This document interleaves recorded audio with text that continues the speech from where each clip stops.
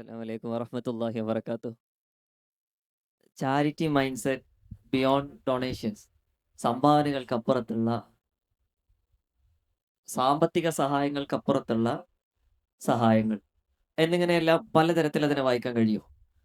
അങ്ങനെയാണെങ്കിൽ നമ്മൾ ആ വിഷയത്തിനെ ഏത് തലങ്ങളിലൂടെ കൊണ്ടുപോകണം? അസ്സലാമു അലൈക്കും വറഹ്മത്തുള്ളാഹി. യഥാർത്ഥത്തിൽ ഈ വിഷയം കേൾക്കുന്ന സമയത്ത് പൊതുവിൽ ചാരിറ്റി എന്ന് നമ്മുടെ സമൂഹത്തിൽ നോക്കുന്ന സമയത്ത് ചാരിറ്റി എന്ന് പറയുമ്പോൾ ആളുകളുടെ മൈൻഡിലേക്ക് ഫസ്റ്റ് ടൈം എത്തുന്ന സംഗതി എന്താണെന്ന് വെച്ചാൽ സാമ്പത്തിക സഹായം. സാമ്പത്തിക സഹായം. എന്തെങ്കിലും ഒരു പ്രതിസന്ധി ഘട്ടത്തിലിരിക്കുന്ന ആളുകൾക്ക് അല്ലെങ്കിൽ ഒരു പാവപ്പെട്ട കുടുംബത്തിന് ലക്ഷങ്ങൾ നൽകി സഹായിക്കുക. പക്ഷെ എന്നാൽ അതിലൊക്കെ അപ്പുറത്ത് വലിയ ഇൻവെസ്റ്റ്മെൻ്റ് ആകുന്ന the best investment ever made എന്നൊക്കെ നമ്മുടെ ക്രോണിൻ സാർ പറഞ്ഞതുപോലെ, കഥകളിൽ പറഞ്ഞതുപോലെ അത്രയും വലിയ ഇൻവെസ്റ്റ്മെൻ്റ് ആകാൻ ചാൻസ് ഉള്ള ഒരുപാട് ചാരിറ്റികൾ നമുക്ക് ചെയ്യാൻ പറ്റും. അതിൽ പെട്ടതാണ് നമ്മുടെ സ്കിൽസ് ചാരിറ്റി ചെയ്യുക. അങ്ങനെ തുടങ്ങി ചാരിറ്റി എന്നുള്ളതിന് ഒരുപാട് അർത്ഥങ്ങൾ കൊടുക്കാം അല്ലേ? ആത്മാഭിമാനം, ഓക്കെ. അപ്പോൾ വിദ്യാഭ്യാസം, വിദ്യാഭ്യാസം, സ്നേഹം, കരുതൽ, ഇതെല്ലാം ചാരിറ്റിയിൽപ്പെട്ട ഒന്നാണ്. അങ്ങനെയാണെങ്കിൽ ഇനി ബാക്കി അതിനെങ്ങനെ വായിക്കണം?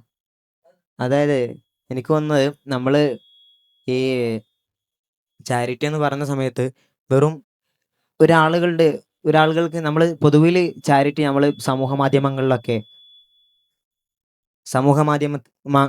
മാധ്യമങ്ങളിലൊക്കെ ആളുകൾക്ക് ഇനി പൈസ ആയിട്ടാണെങ്കിലും ക്യാഷ് നൽകി സഹായിക്കുകയാണെങ്കിലും കൂടിയിട്ട് അത് പബ്ലിസിറ്റി ചെയ്ത് അവരുടെ ആത്മാഭിമാനത്തിന് വ്രണപ്പെടുത്തുന്ന രൂപത്തിലുള്ള ഒരുപാട് പ്രവണതകൾ നമ്മുടെ സമൂഹ മാധ്യമങ്ങളിൽ നാം കണ്ടുകൊണ്ടിരിക്കുകയാണ്.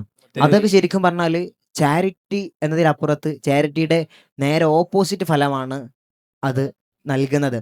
അതായത് അവരുടെ ജീവിതത്തിൽ അത് വലിയൊരു വ്രണമായിട്ട് അവർക്ക് പിന്നെ പുറത്തിറങ്ങി നടക്കുന്ന സമയത്ത് അവരുടെ ആത്മാഭിമാനത്തിനും അവരുടെ ജീവിതത്തിലെ അവരുടെ ഒരു മൊത്തത്തിലുള്ള നിലവാരത്തിനും മുൻചണ്ട് കുറയുകയാണ് ചെയ്യുന്നത്. നബി സല്ലല്ലാഹു അലൈഹി വസല്ലം പറയുന്നില്ലേ, നിങ്ങൾ ഒരാൾക്ക് സ്വതക്ക നൽകുന്ന സമയത്ത് വലത് കൈ കൊണ്ട് കൊടുക്കുന്നത് ഇടത് കൈ അറിയരുതെന്ന് പറയുന്നുണ്ട്. അങ്ങനെ ഇസ്ലാം പഠിപ്പിക്കുന്ന ഒരുപാട് ചാരിറ്റികളുണ്ട്. ഒരിക്കൽ സ്വഹാബാക്കളെല്ലാവരും മദീന പള്ളിയിൽ ഇങ്ങനെ സുബഹിന്റെ സമയത്ത് ഇത്തിക്കാഫിരിക്കുമ്പോൾ ഒരാൾ വന്നിട്ട് സഹായം ചോദിക്കുന്നുണ്ട്. അപ്പൊ ഇബ്നു അബ്ബാസ് റളിയല്ലാഹു അൻഹു ചാടി എണീറ്റിട്ട് അദ്ദേഹത്തെ സഹായിക്കാൻ പോകുന്നുണ്ട്. അങ്ങനെ തിരിച്ചു വന്ന സമയത്ത് സ്വഹാബാക്കറം ചോദിക്കുന്നുണ്ട്, തങ്ങളെ മുത്തുനബി സല്ലല്ലാഹു അലൈഹി വസല്ലം തങ്ങൾ പറഞ്ഞിട്ടില്ലേ, ഈ സമയത്ത് ഇത്തിക്കാഫ് ഇരുന്നാൽ ഇന്ന പ്രതിഫലമുണ്ട്, സുബഹിയുടെ അടുത്ത സമയമാണ്, പള്ളിയിൽ ഇത്തിക്കാഫ് ഇരിക്കാണ്, ഇന്ന പ്രതിഫലമുണ്ട്. അപ്പൊ തിരിച്ചു പ്രതിവചിക്കുന്നത് എങ്ങനെയാണ്? ഒട്ടനേകം ഹജ്ജുകൾ ചെയ്തതിനേക്കാൾ പ്രതിഫലമുണ്ട് ഒരാളെ സഹായിക്കാൻ പുറപ്പെട്ടാൽ.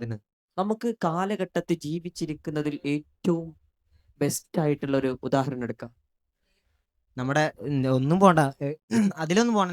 നമ്മുടെ ഷെയ്ഖുന ബദർ സാദാത്ത് തങ്ങൾ ഉസ്താദിലേക്ക് തന്നെ വന്നാൽ അതിനുള്ള വലിയ ഉദാഹരണങ്ങളുണ്ട്. ഇപ്പോൾ നമ്മൾ എഴുത്ത് ഫീൽഡിൽ കേരളത്തിൽ ഉയർന്നിറക്കുന്ന ഒരു എഴുത്തുകാരനാണ് ഷംസുദ്ദീൻ മുബാറക്.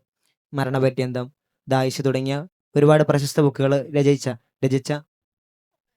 ഷംസുദ്ദീൻ മുബാറക്.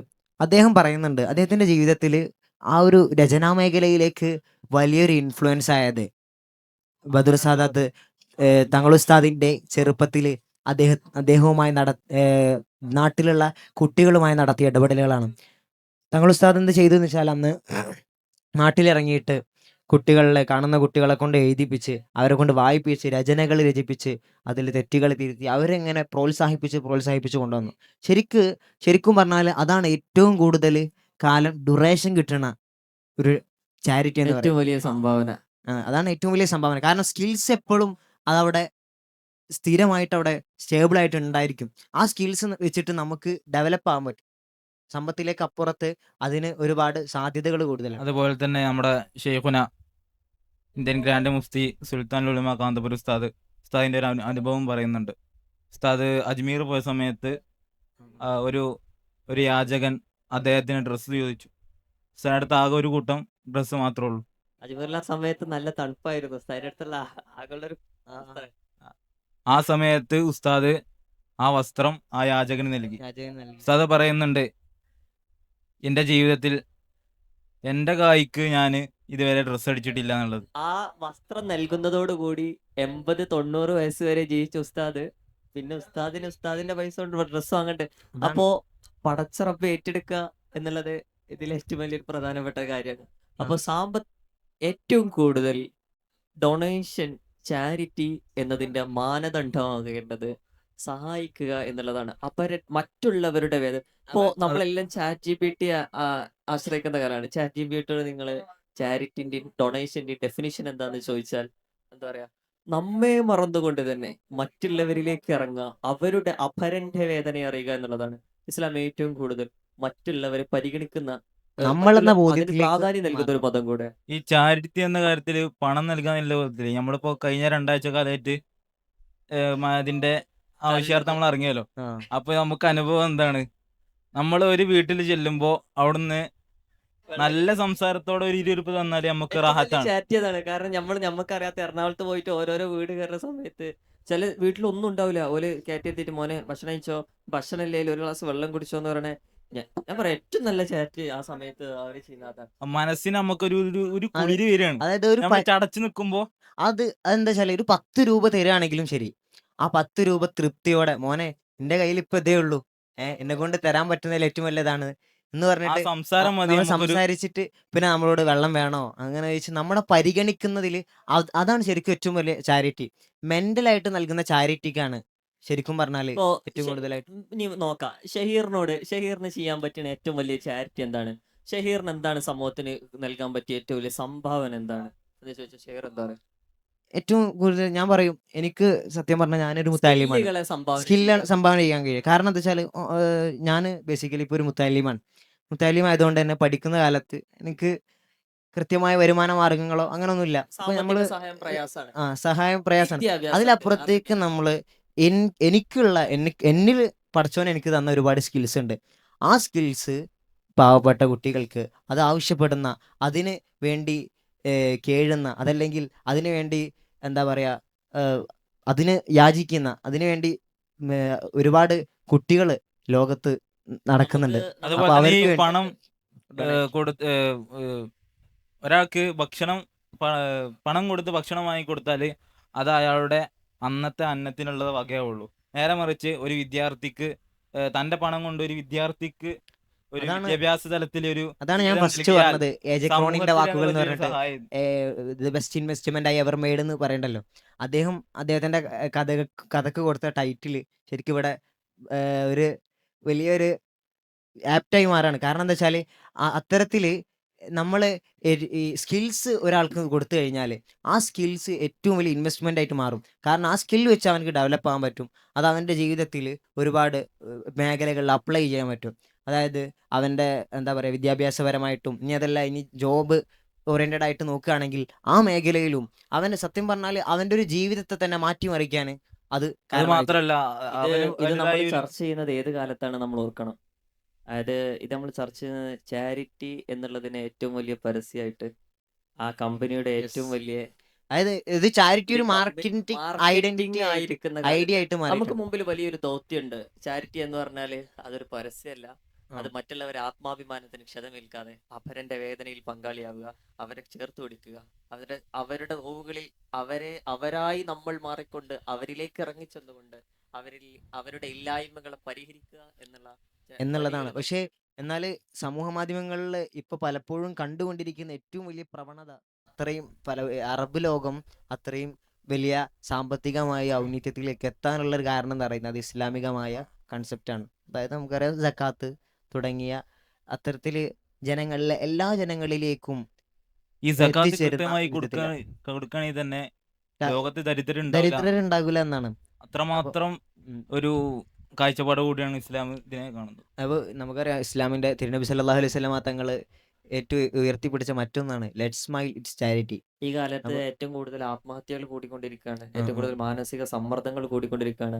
ഞാൻ ഞാൻ ഒരു വിഷയം പറയുമ്പോൾ എനിക്ക് ഏറ്റവും വിഷയം മറ്റൊരാളെ കേൾക്കുക എന്നുള്ളതാണ്. മറ്റൊരാളോട് സംസാരിക്കുക, മറ്റൊരാളെ കേൾക്കുക അതാണ് എന്നുള്ളത്. ഏറ്റവും വലിയ ചാരിറ്റി. ഇപ്പോ അതിന് നല്ലൊരു ചാരിറ്റി അതാണ്. കാരണം മറ്റൊരാളെ കേൾക്കുക, മറ്റൊരാളോട് സംസാരിക്കുക, അവരുടെ പ്രശ്നങ്ങൾ ഇപ്പോ ഒരാളുടെ അടുത്ത് വന്നിട്ട് ചിലപ്പോ നമുക്ക് ആ പ്രശ്നങ്ങൾ പരിഹരിക്കാൻ കഴിഞ്ഞോളന്നില്ല. സാമ്പത്തിക സഹായം ചിലപ്പോൾ കഴിഞ്ഞോളം ഇപ്പൊ ഒരാൾ പറയാണ് എന്റെ മോൻ മരിച്ചുപോയി, നമുക്ക് അയാളെ മോനെ തിരിച്ചു കൊടുക്കാൻ കഴിയില്ല, പക്ഷെ ആളെ കേട്ടുകൊടുക്കുക. ഇപ്പോഴത്തെ കാലത്ത് ഇപ്പോൾ സോഷ്യൽ മീഡിയ വർദ്ധിച്ചുകൊണ്ടിരിക്കുന്നത്, എല്ലാവരും സ്ക്രീനിൽ അഡിക്റ്റ് ആയി 9 മണിക്കൂർ 10 മണിക്കൂറൊക്കെ സ്ക്രീൻ ടൈം കാണിക്കുന്ന സമയത്ത് മറ്റ് കേൾക്കാൻ ആളില്ലാത്ത കാലത്ത് നമ്മൾ മറ്റുള്ളവരുടെ ഏറ്റവും നല്ല കേൾവിക്കാരാവുക എന്നുള്ളത് നമുക്ക് ചെയ്യാൻ പറ്റുന്ന ഏറ്റവും വലിയ സഹായമാണ്, സംഭാവനയാണ്, ഏറ്റവും വലിയ സ്വതക്കയാണ്. നമുക്കറിയാം ഇപ്പോൾ സോഷ്യൽ മീഡിയയിൽ നമുക്ക് ഈ പുതിയ കാലത്ത് നോക്കുകയാണെങ്കിൽ സോഷ്യൽ മീഡിയകളിൽ ഒരുപാട് ഫ്രീ സ്കിൽ ഡെവലപ്മെൻറ്റ് കോഴ്സുകളൊക്കെ ഉണ്ട്. അതൊക്കെ ഇതിൻ്റെ ഒരു ഉദാഹരണങ്ങളാണ്. അത്തരത്തിൽ പിന്നെ നമുക്ക് ഒന്നുമില്ല, നമ്മൾ ഇപ്പോൾ മോട്ടിവേഷൻ റീലുകൾ, അത്തരത്തിലുള്ള റീലുകൾ പെട്ടെന്ന് പൊതുവേ എന്താ വെച്ചാൽ കുട്ടികൾ റീലിൽ അഡിക്റ്റാണ്. അപ്പോൾ അതുകൊണ്ട് തന്നെ റീലിൽ വരുന്ന കണ്ടൻറ്റുകൾക്ക് ആളുകൾ ഓഡിയൻസ് കിട്ടുന്നുള്ളൂ. യൂട്യൂബിലുള്ള 10ഉം 20ഉം മിനിറ്റ് ലെങ്ത് ഉള്ള വീഡിയോസിന് ഓഡിയൻസ് പൊതുവേ കുറവാണ് കമ്പാരിറ്റീവ്ലി. പക്ഷേ റീലിലുള്ള ഓഡിയൻസ് അതിലപ്പുറത്തേക്ക് വർദ്ധിച്ചു വന്നുകൊണ്ടിരിക്കുകയാണ്. അപ്പോൾ അത്തരത്തിലുള്ള റീലുകൾ, മോട്ടിവേറ്റീവ് ആകുന്ന റീലുകൾ ചെയ്യുക എന്നുള്ളത് അതിനുള്ള വലിയൊരു ഉപാധിയാണെന്ന് തോന്നുന്നു. മറ്റൊരാൾക്ക് വേണ്ടി നമ്മുടെ സമയം ചെലവഴിക്കുക എന്നുള്ളതും ഇതിൽ പ്രധാനപ്പെട്ട ഘടകമാണ്. നീ ഒറ്റക്കല്ല, കൂടെ ഞാനുണ്ട്, അല്ലെങ്കിൽ ഈ സമൂഹം ഉണ്ട് എന്നുള്ളൊരു ഒരു മെസ്സേജ് നൽകൽ. നൽകണം. അത് അവർക്ക് ഇപ്പോൾ പുതിയ കാലത്ത് my choice, my life my choice ആണല്ലോ. അപ്പോൾ ആ സമയത്ത് ലിബറൽ സ്വന്തം കാര്യങ്ങൾ നോക്കാതെ സമൂഹത്തിൻ്റെ, അതുപോലെ തന്നെ നമ്മുടെ കൂട്ടുകാരുടെ കാര്യങ്ങൾ കേൾക്കുക എന്നുള്ളതും പ്രധാനമാണ്. അതായത് നമുക്കറിയാം സോഷ്യൽ മീഡിയയിലേക്ക് ചുരുങ്ങുന്ന സമയത്ത് ആത്മഹത്യകൾ വർദ്ധിക്കാനും അത്തരത്തിൽ ഒരുപാട് പേർക്ക് ഡിപ്രഷൻ, മാനസികമായി സോഷ്യൽ മീഡിയയിൽ വൈറലായ ഒരാളുണ്ടല്ലോ, മറ്റേ ഈ അബു അരീക്കോട് ഇപ്പൊ അടുത്ത് ആത്മഹത്യ ചെയ്തു. നമുക്കറിയാം ആ സമയത്ത് അദ്ദേഹം വലിയ മോട്ടിവേറ്റർ ആണ്, പക്ഷെ അദ്ദേഹത്തിന് വരെ ആത്മഹത്യ അറ്റംപ്റ്റ് ചെയ്യേണ്ടി വന്നു എന്നുള്ളത്, കേൾക്കാൻ ഒരാളില്ല എന്നുള്ളതാണ് അതിന്റെ ഏറ്റവും വലിയ പ്രശ്നമായിട്ട് വരുന്നത്.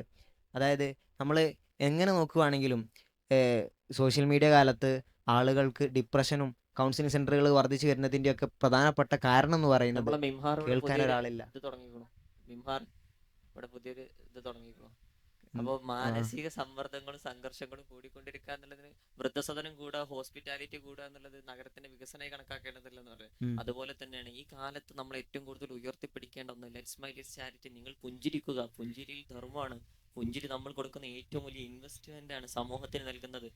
അതുകൊണ്ട് ഈ പൊതുവെയുള്ള ഒരു ചിത്രം, മാർക്കറ്റിംഗ്, പരസ്യങ്ങൾ, സമ്പത്ത് കൊണ്ടുള്ള സഹായം എന്നതിൽ നിന്ന് മാറി. ഇപ്പോൾ ഞാൻ എനിക്കൊരു 10 റുപ്യ തരുന്ന സമയത്ത് അത് ഏറ്റവും കൂടുതൽ ആ 10 റുപ്യ എത്രത്തോളം എനിക്ക് നിർത്തിപ്പിടിക്കാൻ പറ്റും അത്രത്തോളം നിർത്തി ഏറ്റവും എല്ലാ മീഡിയകളെയും വിളിച്ച് നമ്മൾ കാണുന്നുണ്ട്. ഇച്ചായന്റെ സാമ്പത്തിക സഹായങ്ങളൊക്കെ കാണുന്നുണ്ട്. അപ്പൊ നമ്മൾ എന്താ ചെയ്യണ്ടേ? നമ്മൾ എന്താണോ നൽകുന്നത് ആത്മാഭിമാനത്തിന് ക്ഷതമേൽപ്പിക്കാത്ത വിധം ഏറ്റവും നല്ല സുതാര്യമായി, ഏറ്റവും നല്ല ഹൃദ്യമായി ചേർത്ത് പിടിച്ചുകൊണ്ട് അത്തരത്തിലുള്ള സാമ്പത്തിക സംഭാവനകളും നമുക്ക് ചെയ്യാൻ പറ്റുന്ന ഏറ്റവും വലിയ കാര്യം എന്ന് വെച്ചാൽ അശരണരെ, നിരാലംബരെ ചേർത്ത് പിടിച്ച് അവർക്ക് വേണ്ടതെല്ലാം ചെയ്തു കൊടുക്കുക. അത് നമ്മൾ സാമ്പത്തിക സഹായം എന്നതിലപ്പുറത്തേക്ക് അവർക്ക് വേണ്ട സ്കിൽസ്, അവർക്ക് വേണ്ട മാനസികമായ സപ്പോർട്ടുകൾ, അവർക്ക് ഇനി നമ്മളെക്കൊണ്ട് എന്തെല്ലാം നമുക്കൊണ്ട് ചെയ്യാൻ പറ്റുമോ നമ്മളെന്നൊരു മനോഭാവത്തിൽ അവരെ നമ്മളിൽ ഒരാളായിട്ട് കണ്ട് നമ്മുടെ ശരീരത്തിന്റെ ഒരു ഭാഗം തന്നെയായിട്ട് നമ്മൾ അവരെ ചേർത്ത് പിടിക്കുകയാണ്. അതിന് ഏറ്റവും കൂടുതൽ വലിയ ഉദാഹരണങ്ങൾ പറയുന്നുണ്ട്. നിങ്ങൾ രോഗികളെ സന്ദർശിക്കൂ, അവരെ ശുശ്രൂഷിക്കൂ. അതിന് ഏറ്റവും വലിയ പുണ്യമുള്ള കാര്യമാണ്. ഇപ്പോൾ ഒട്ടനേകം സുന്നത്തുകൾ ചെയ്യുന്നതിനേക്കാൾ പ്രതിഫലം എന്തിനാണ്ടാവുക? നമ്മൾ രോഗിയെ സന്ദർശിക്കുമ്പോഴായിരിക്കും, അവരുടെ സമാശ്വാസത്തിന്റെ വാക്കുകൾ പറയുമ്പോഴായിരിക്കും. അതുകൊണ്ട് അതായത് അത്തരത്തിലുള്ള പുണ്യപ്രവർത്തനങ്ങളിലേക്ക് ഒന്നുകൂടെ മാറി ചിന്തിക്കേണ്ടതുണ്ട് എന്നുള്ളത്. ഏതായിരുന്നാലും നമ്മൾ കൺക്ലൂഷനിലേക്ക് എത്തുന്ന സമയത്ത് മറ്റുള്ളവരുടെ വേദനകളെ ചേർത്ത് പിടിച്ച് അശരണരുടെ, നിരാലംബരുടെ അവർക്ക് ആശ്വാസമേകിക്കൊണ്ട് ലോകത്ത് സമാധാനം പരക്കാൻ ചാരിറ്റികൾ, സ്കിൽസ് ചാരിറ്റി ചെയ്ത് സാമ്പത്തിക സഹായങ്ങൾക്കപ്പുറത്ത് മറ്റുള്ളവരുടെ സമയങ്ങൾ അവർക്ക് മറ്റുള്ളവർക്ക് വേണ്ടി സമയം ചെലവഴിച്ച് അവർക്ക് വേണ്ടി നമ്മൾക്ക് ചെയ്യാൻ പറ്റുന്നതിൽ വെച്ച് ഏറ്റവും വലിയ സഹായങ്ങൾ ചെയ്യുക എന്നതാണ്. ഏതായാലും നമുക്ക് അതിൻ്റെ ചെയ്യാം.